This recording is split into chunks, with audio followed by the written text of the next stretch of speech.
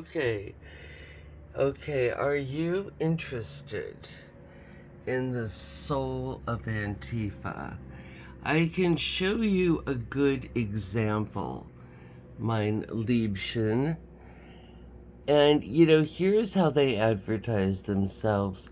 By the way, I never tell you about Puff Daddy, who designs these. He went to my school. His name was Nick Riddell, and his dad was a banker.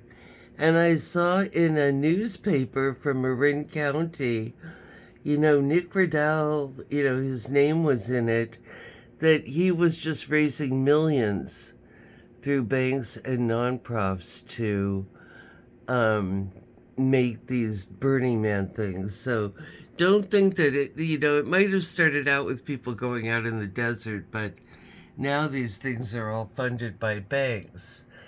Now, when I was living here, and presumably with this Mr. Rick Fellows, jolly good fellow, no doxing here, he's just a jolly good fellow,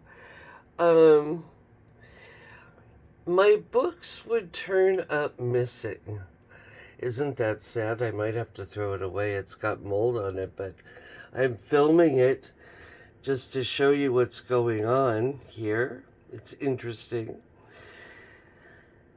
And I'd wonder. I went to Finland once and came back. My computer was actually gone.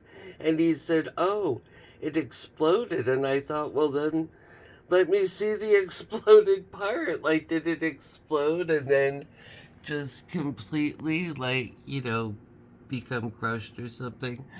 But it was basically my book collection disappeared. And it was all like really interesting stuff. This is Scholar Warrior, which has just wild recipes in it. And even my Chinese herbalist, who had an incredible library, did not. Wow, it's wet. Is that weird? Did not have such a book. He said, "This is the most definitive book I've ever seen in my life." And it's just got the most wild, crazy recipes you've ever seen. There, yeah, there's a little mannequin food there. Just wild. And some of them are recipes that last for years. Like you only eat this like once in your life type of things, just really crazy stuff. So this book again is Scholar Warrior. And it was by the fireplace warming. And I have not been in the bedroom since I've been back. He told me it was off limits, and when I ran through it and I saw the headbed of my European waterbed that has a bookcase on it that was like this expensive Swedish thing, and it had my books there, and there were all these grapes that he's been gathering, and a friend of mine taught me how to make wine. I taught him, and I kept asking him, "Do you need help with the wine?" You can see this is going south fast. Well, last night I came in, I looked in, I saw a brand new, of course, SUV parked outside really late. I mean, brand new. It was all black. It looked foreign, like a VW one. And it was all blacked out windows too. The whole thing was just black. And so I got kind of scared. I thought, oh my God, this is like a gangster kind of thing, right? Like this like ginormous, and it was parked really wanky and wonky out there. So I went out, and don't you love that vest? And I thought, I've got to investigate. Well, I look inside the house, and there is Brick with this woman who looks like we'll call her Slug Snail, because she was really pink and round, and she drives this giant SUV like it's a shell. It looked like a shellless, it looked like something out of SpongeBob, like some little gelatinous creature that needs a shell around it. That's what she looked like, okay? And she was this is what woke me, was the smell of smoke and fire, because he told me, I don't want any fires here. You're not allowed to start fires. He's had the place really cold inside, which is fine if he hates me, but we do have a daughter together, all right? And so my poor daughter just freezes when she wants to go in the house and take a bath or a shower, you know. He just keeps it at nothing. He doesn't run the heat or anything. So I was really shocked because I thought he's got more wood than you can imagine, just wood on top of wood on top of wood. So I was like, I wonder when he's going to start a fire.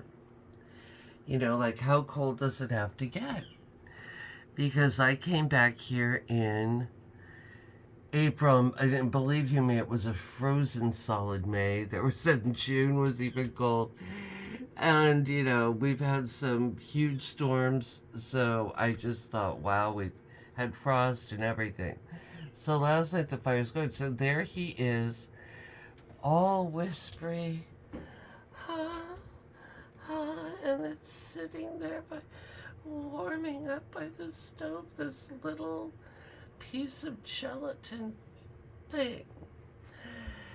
And remember, he's told me what a prima donna I am, and I'm living here on the unheated school bus, right? So, I ran inside. I didn't mean to. It was like something took over, and I ran inside and I said, oh, Papa, no one makes a fire like you. You make sure to keep everyone warm. And boy, she ran out of the house. Now, this is where we get to the heart of things. Just because I wasn't able to film last night, and so I went into the laundry room. I'd been doing my laundry, and, you know, they had their little twin flame sheets, you know, and she ran in and grabbed the twin flame sheets and then ran out and took off. Well, much later I went in to get my stuff, and, you know, we're talking about, right, he's seducing her with my stuff, basically. He never reads, and he had, like, my old, like, original Philip K. Dick books that they had board that I've looked for years. You know, gifts from Timaeus in New York. So I think that was what was so weird, was he's using my stuff to seduce these slugs and snails of Olympia. Well, and he's diabetic, by the way, and he blames it on the vax, which I told him not to get. And I remember a woman called me and said that he got the vax to impress this major Antifa thing that he was trying to get in its pants. So then he got diabetes, like, right afterwards. I don't even know if it was from that or not. He always has eaten, like, a really good diet, so I did think that was kind of funny. But here was what was in the trash. It was sitting on top of the trash, as if when she left and went and got her her special twin flame orgasm sheet, that she like had to leave something behind, right, to show she was angry. So here, is that his proud member there? Did they have a running joke? You know, do they shop at Costco? Here he is, trying to act all, I'm going to seduce you with my Scholar Warrior book that I stole from my poor ex and then had hiding out somewhere to where it got mold on it because he's too cheap to, like, run any heat in his house, or including the wood stove, and so everything in the house just turns to that, you know. It never did when I lived there because I kept it warm and dry. But is that not funny? that these people, they love to really, put on an outside show. But, it's like that song, Junk Food Junkie, right? These kombucha drinking thingamajiggets. And I learned this over the years because I used to clean the buses coming back from Cuba. And they would always, there would not be litter. There might be a kombucha bottle here and there. But the litter was always just like stuff so low, right, that it made McDonald's look like health food. So there you have it. There you have it. I had fun with it though. After she ran off, I went in to get my clothes and,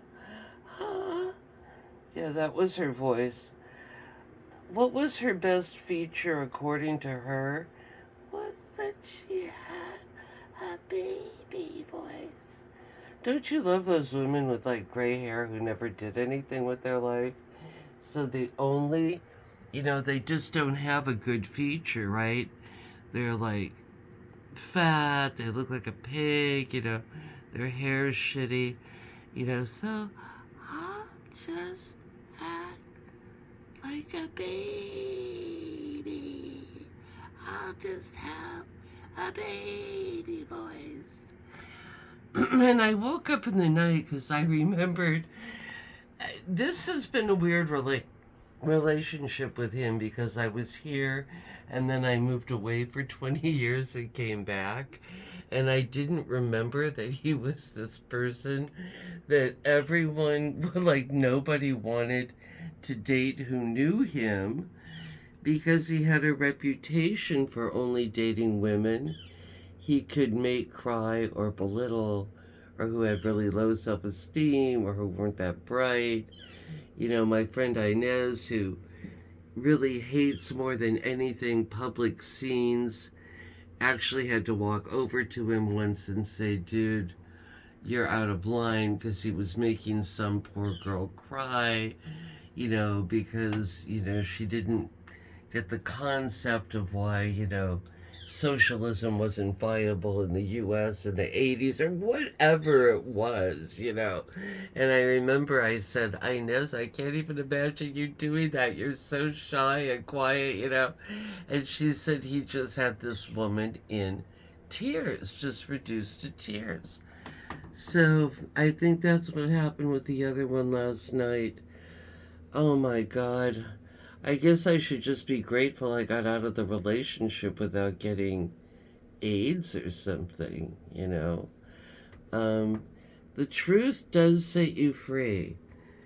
Yep, and he did, by the way, take off in one of his bad cars just now. Dating slugs and snails that eat Costco food in Olympia. God bless. God gives us everything we need, including the truth. Kisses. Wow, what a frequency. What's my frequency, Kenneth? Who can answer that question? Kenneth, what's my frequency?